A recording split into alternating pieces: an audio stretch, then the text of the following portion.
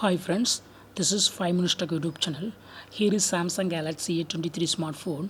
In this video, you will learn how you can send quick decline messages in your phone Samsung Galaxy A23. What you have to do is, when you receive call, you can just decline the call and you can send a message to the caller.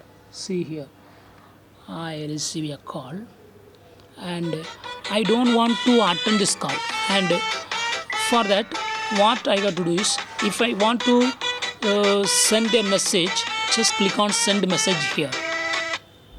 Okay, click on it, and here uh, I will call you back, and that message is sent to the caller.